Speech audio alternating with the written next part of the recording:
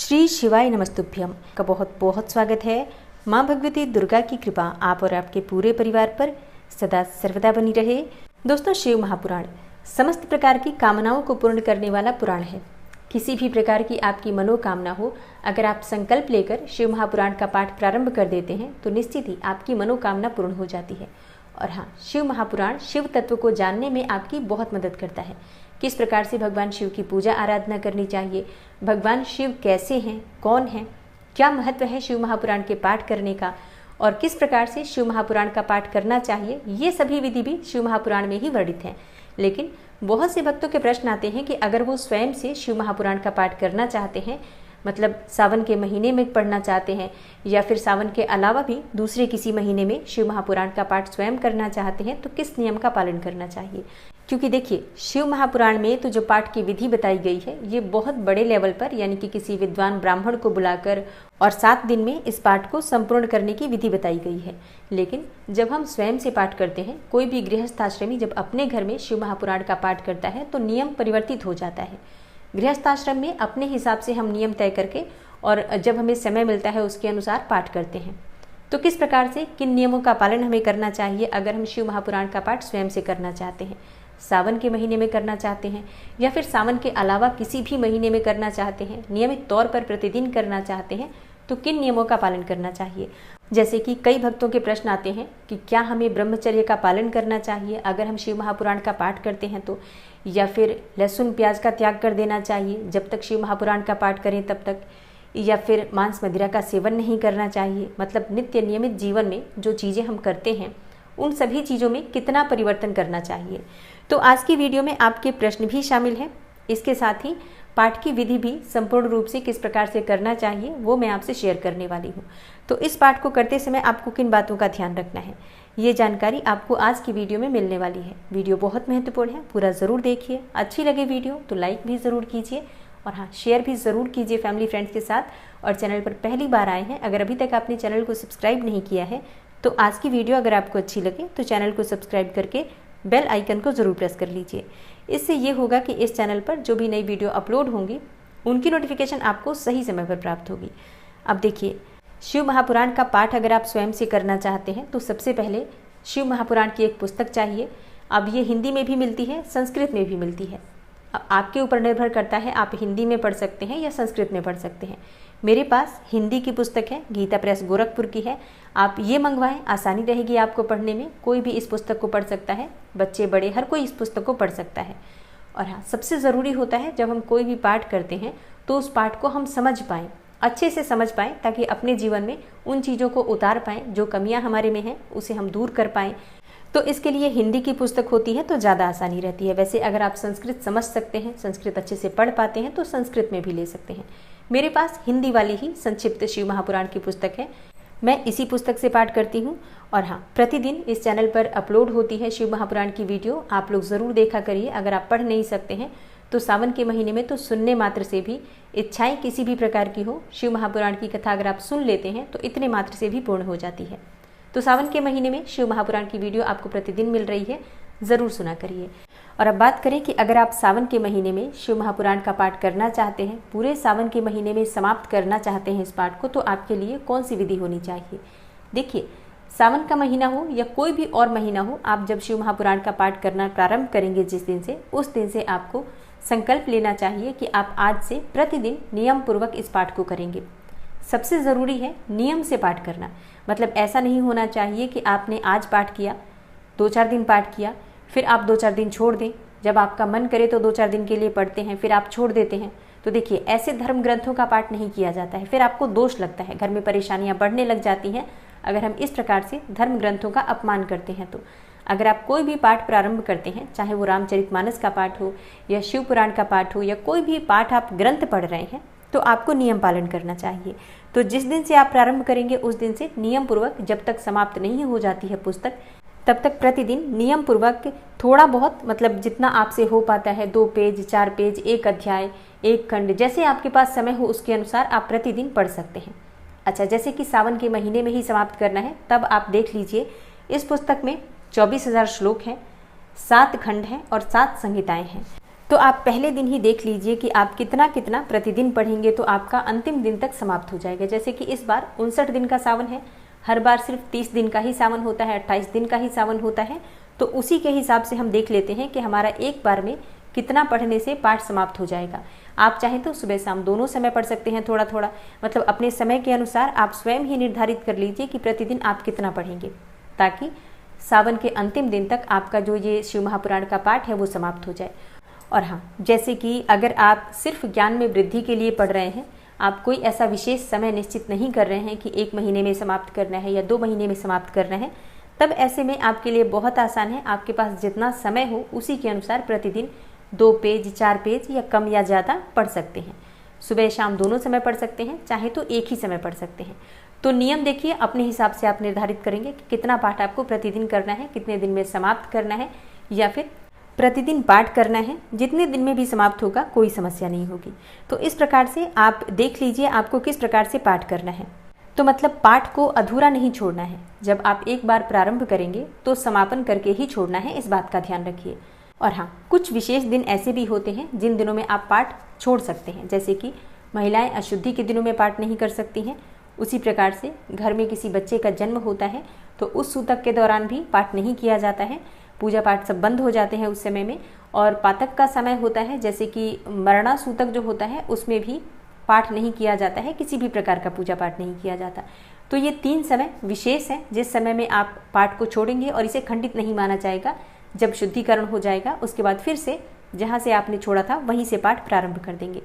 और एक और समस्या आती है, मान लीजिए कि आप यात्रा में हैं, कहीं जा रहे हैं, आप कुछ दिनों के लिए अपने घर से कहीं दूर गए हैं, तब ऐसी अवस्था में भी आप चाहें तो पाठ छोड़ सकते हैं। इसके अलावा अपनी मर्जी से आलस्य में या फिर आपका मन नहीं है, आपके पास समय नहीं है, इसलिए अगर आप पाठ छोड़ते हैं तो आपको दोष लगेगा, ये ज़रूर ध्यान रखिए। और अब बात करते हैं पाठ की विधि के बारे में। देखिए, जिस दिन आपको पाठ प्रारंभ करना हो, भगवान शिव की विधि विधान से पूजा कर लीजिए। शिवलिंग की पूजा आप चाहें तो कर सकते हैं, या फिर भगवान शिव की फोटो है तो उनकी भी पूजा कर सकते हैं। जब आप पाठ करते हैं आपके सामने भगवान शिव होने चाहिए, विराजमान होने चाहिए, चाहे फोटो के स्वरूप में या फिर शिवलिंग के स्वरूप में। उनके सामने शुद्ध घी का एक दीपक आपको प्रज्वलित करना है और इसके साथ ही जल का एक पात्र रखना है। जैसे कि घर के मंदिर में ही आप पढ़ेंगे और घर के मंदिर में तो जल का पात्र भी हमेशा रहता है और दीपक भी जलता ही रहता है, लेकिन अगर नहीं जलता है हर समय तो जब आप पाठ करते हैं तब ज़रूर जला लीजिए। और भगवान शिव की पूजा आराधना करने के बाद आपको पुस्तक खोलनी है। पुस्तक को ध्यान रखना है आपको। आप पुस्तक ना तो हाथ में लेकर पढ़ सकते हैं और ना ही आप ज़मीन पर या खुली टेबल पर रखकर पढ़ेंगे। पुस्तक पढ़ने के लिए आपके पास जो बुक की स्टैंड होती है, ग्रंथों को पढ़ने के लिए अलग से बुक स्टैंड आती है, आप वो खरीद लीजिए। उसके ऊपर आपको एक पीला कपड़ा या फिर लाल कपड़ा, सफ़ेद कपड़ा, जो भी आपके पास उपलब्ध हो, बिछा लीजिए और उसी के ऊपर आपको शिव महापुराण का ग्रंथ रखना है। अब शिव महापुराण की पुस्तक उस पर रखने के बाद विधि विधान से पंचोपचार विधि से धूप दीप अर्पित करके पुस्तक का पूजन कर लीजिए। शिव महापुराण की पुस्तक है, कोई साधारण पुस्तक नहीं है, ग्रंथ है ये, पुराण है ये। तो इसका पूजन करने मात्र से, दर्शन करने मात्र से भी पापों से मुक्ति मिल जाती है। अच्छा, बहुत से भक्त अगर आपके घर में शिव पुराण है, आप नहीं पढ़ पाते हैं समय के अभाव में भी, तो भी घर के मंदिर में सावन के महीने में उस पुस्तक को रखिए, एक आसन पर विराजमान कीजिए। प्रतिदिन आप उसकी पूजा कीजिए, पुस्तक की पूजा कीजिए। जैसे कि घर में सभी देवी देवताओं की पूजा कर रहे हैं, उसी प्रकार से शिव महापुराण के ग्रंथ का पूजन कीजिए और बिल्वपत्र प्रतिदिन अर्पित कीजिए उस पुस्तक पर। तो इतने मात्र से भी आपको इस पुस्तक का लाभ मिलने लग जाता है। मतलब बहुत सारी परेशानियाँ सिर्फ इस ग्रंथ के, इस पुराण के पूजन करने से ही समाप्त हो जाती हैं। तो प्रतिदिन पुस्तक का पूजन भी अगर आप करते हैं तो भी बहुत बड़ी बात है। बाकी आप पाठ कर लेते हैं तब तो अत्यंत ही श्रेष्ठ होगा। तो शिव महापुराण के ग्रंथ का पूजन करने के बाद आपको अपने गुरु का ध्यान करना है, फिर भगवान गणेश जी का ध्यान करना है, क्योंकि प्रथम पूज्य है भगवान गणपति, और माँ सरस्वती का ध्यान करना है, ताकि आप अच्छी तरीके से इस पाठ को पूर्ण कर पाएँ, उच्चारण में कोई गलती ना हो। और जो भी हम पढ़ रहे हैं शिव महापुराण की पुस्तक, ये समझना बहुत मुश्किल है, इसलिए माँ सरस्वती हमें ज्ञान देती हैं, बुद्धि देती हैं। उनसे प्रार्थना की जाती है कि हे माँ सरस्वती, हम पर कृपा कीजिए, ताकि जो हम ये पाठ कर रहे हैं ये हमें समझ में भी आए, इससे हमें ज्ञान की प्राप्ति हो। तो इसके लिए माँ सरस्वती का, भगवान गणपति का ध्यान करना चाहिए। इसके बाद पूरे शिव परिवार की पूजा करें, उनका ध्यान करें और फिर आप पुस्तक का प्रारंभ करें, पढ़ना प्रारंभ करें। तो सबसे पहले पृष्ठ में आपको शिव महापुराण का महात्म्य मिलेगा, उसे सबसे पहले पढ़ना चाहिए। और हाँ, शिव महापुराण का जो महात्म्य है, इसे प्रयास कीजिए कि आप एक ही दिन में समाप्त कर दीजिए। अगर आप एक बार में नहीं कर पाते हैं तो सुबह और शाम दोनों समय मिलकर और एक दिन में समाप्त कर दीजिए। और इसके बाद संहिताएं शुरू हो जाती हैं। तो पहली संहिता है विद्वेश्वर संहिता, दूसरी संहिता रुद्र संहिता है, तीसरी का नाम शतरुद्र संहिता, चौथी का नाम कोटि रुद्र संहिता, पांचवी का नाम उमा संहिता और छठी का नाम कैलाश संहिता है और सातवीं का नाम वायवीय संहिता। इस प्रकार 7 संहिताएं हैं। तो इन 7 संहिताओं का पाठ आप अपने हिसाब से जैसे भी आपसे हो सके प्रतिदिन का एक नियम ले लीजिए कि आप सावन के महीने में इसे समाप्त करना चाहते हैं। इस प्रकार से संकल्प लीजिए भगवान शिव के सामने और फिर जितना भी आपसे हो सके उतना आप प्रतिदिन के हिसाब से नियम लेकर और पाठ को अंतिम दिन पर समाप्त कर सकते हैं। तो कितना पढ़ना है ये पूरी तरह से आपकी अपनी इच्छा पर निर्भर करता है। आप प्रतिदिन कम या ज़्यादा भी पढ़ सकते हैं। कोई ऐसा ज़रूरी नहीं है कि आपने आज कम पढ़ा है तो कल ज़्यादा नहीं पढ़ सकते हैं। जैसे भी आपके पास समय हो उसके हिसाब से, बस दिन निश्चित है कि आपके पास इतना ही समय है, इतने दिन में आपको समाप्त कर लेना है। सुबह और शाम दोनों समय पढ़ सकते हैं, चाहे तो एक समय भी पढ़ सकते हैं। ये पूरी तरह से आपकी अपनी इच्छा पर निर्भर करता है।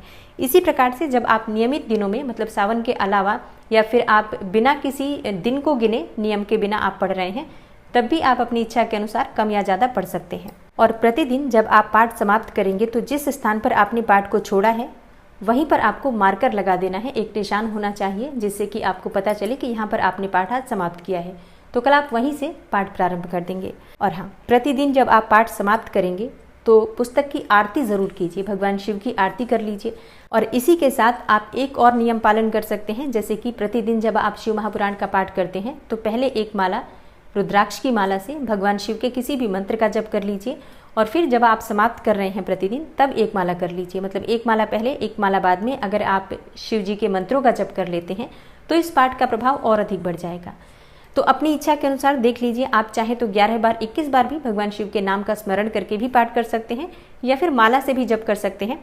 कोई ज़रूरी नहीं है माला ही जपेंगे, नाम जप भी आप कर सकते हैं। अपनी इच्छा के अनुसार 2-4 मिनट भगवान शिव के मंत्रों का जप करके और पाठ प्रारंभ कर सकते हैं।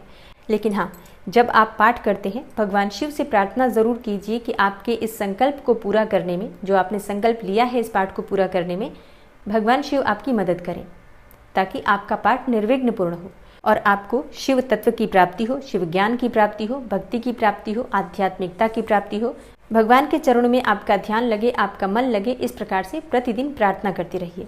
अब ये तो देखिए शिव पुराण के पाठ का तरीका हो गया कि इस विधि से आप पाठ कर सकते हैं।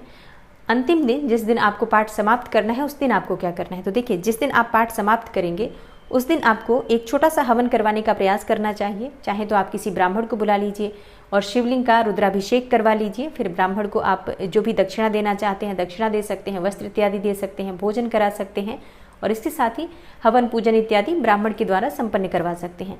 अब मान लीजिए कि आप नहीं करवा सकते हैं ब्राह्मण के द्वारा, तो आप स्वयं से भी कर लीजिए। घर में शिवलिंग है तो उनका अभिषेक कर लीजिए या भगवान शिव की फोटो है तो उन्हीं का विधि विधान से पूजन कर लीजिए। आपने पाठ किया है, अब आप थोड़ा सा हवन कर लेते हैं भगवान शिव के मंत्रों द्वारा तो और भी अच्छा होगा।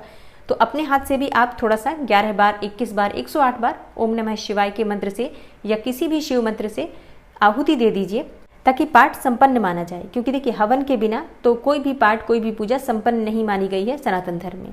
तो स्वयं से भी आप छोटा सा हवन कर सकते हैं, रुद्राभिषेक कर सकते हैं, लेकिन दान दक्षिणा जरूर देना चाहिए। ब्राह्मण को घर पर नहीं भी बुला रहे हैं तो भी ब्राह्मण के निमित्त दान की सामग्री अवश्य निकालिए, ब्राह्मण के यहाँ भिजवा दीजिए। अपने हिसाब से आप जो भी दान करना चाहते हैं, वस्त्रों का दान, धन का दान, अन्न का दान, फल सब्जियों का दान, जो भी आप दान करना चाहते हैं दान कर सकते हैं।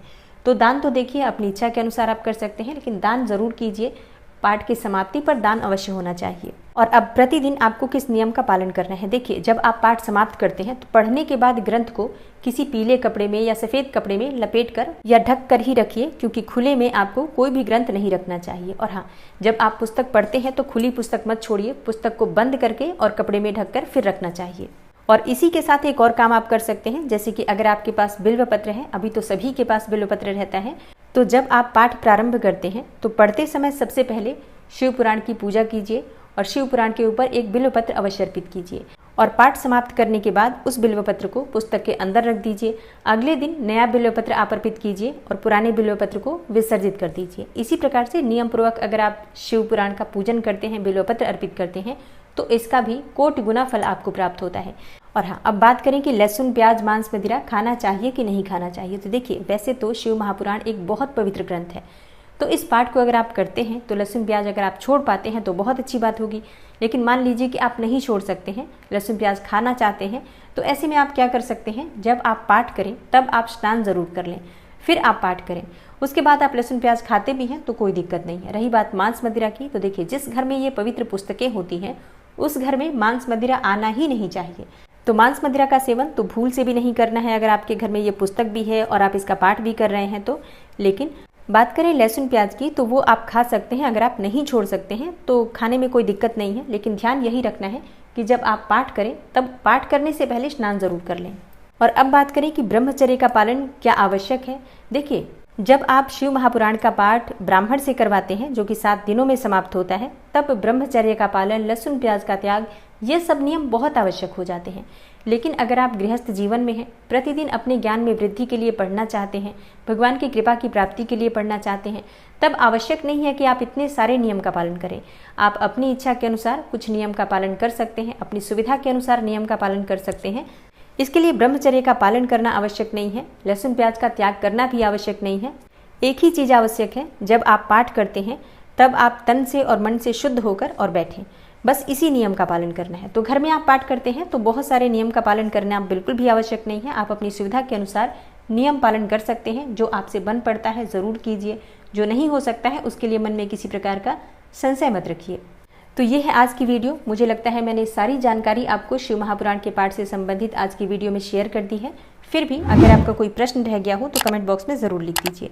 मिलती हूँ मैं आपसे अगली वीडियो में, तब तक के लिए नमस्कार।